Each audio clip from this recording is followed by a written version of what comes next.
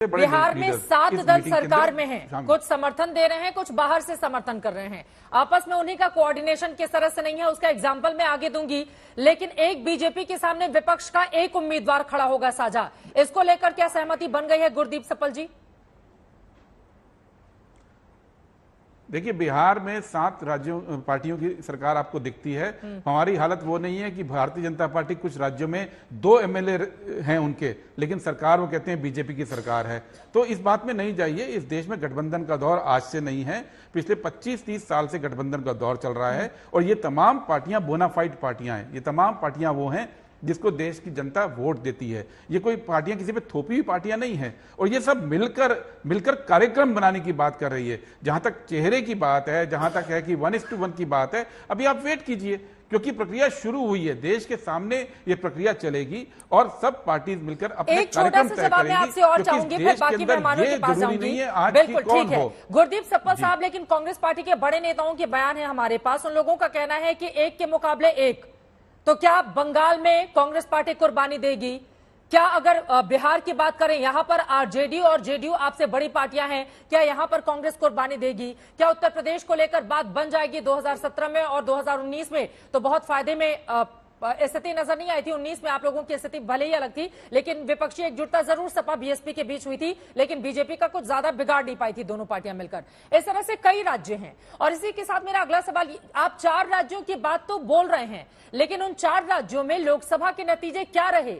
जबकि आप लोगों ने 3 महत्वपूर्ण राज्यों से 2018 में बीजेपी का सफाया कर दिया। उन्हीं 3 राज्यों में बीजेपी ने क्लीन स्वीप कर लिया था 2019 में, जब मोदी के चेहरे को सामने रखकर लोकसभा चुनाव में गई पार्टी। तो कैसे करेंगे मुकाबला गुरदीप सप्पल साहब?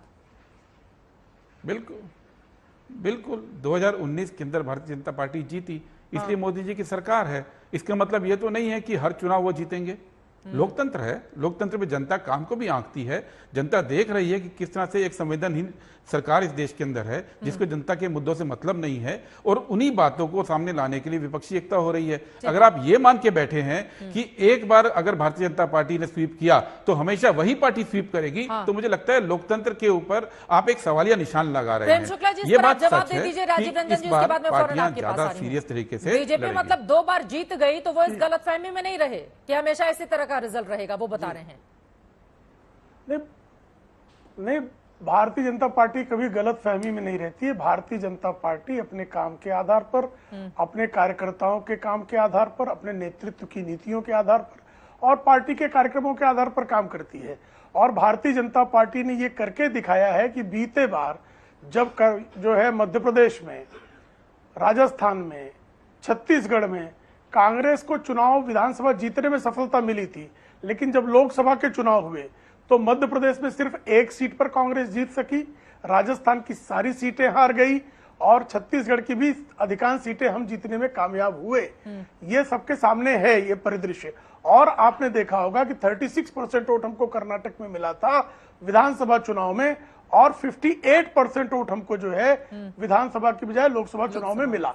इसी तरह से उत्तर प्रदेश में सपा बसपा आरएलडी, सपा बसपा आरएलडी और कांग्रेस, इनका स्ट्रेटेजिक गठबंधन होने के बावजूद अमेठी तक की सीट, जो पारंपरिक सीट थी कांग्रेस की, जिसको गढ़ माना जाता था, उस सीट पर भी श्रीमान राहुल गांधी की दारुण पराजय हुई और उनको वायनाड भाग जाना पड़ा। और उत्तर भारत के लोगों के प्रति उनके मन में द्वेष का भाव तभी से है। इसलिए केरल में जाकर कहते हैं कि उत्तर भारत के लोगों के बारे में विपरीत टिप्पणियां करते हैं।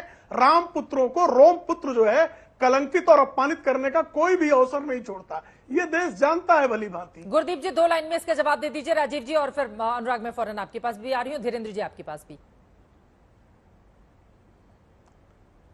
कुछ नहीं, जवाब तो सादा सा है। चिंता भारतीय जनता पार्टी को करनी है। सारी सीटें उत्तर भारत में उनके पास हैं। गुजरात में सारी सीटें जीते, राजस्थान में सारी जीते, हरियाणा में जीते, दिल्ली में जीते, उत्तराखंड में जीते। तो सवाल आज ये नहीं है कि अरिथमेटिक क्या है, सवाल ये नहीं कि केमिस्ट्री क्या है, जो भारतीय जनता पार्टी की शब्दावली है ना कि हमारी अरिथमेटिक ठीक है, हमारी केमिस्ट्री ठीक है। सवाल आज है कि साइकोलॉजी क्या है।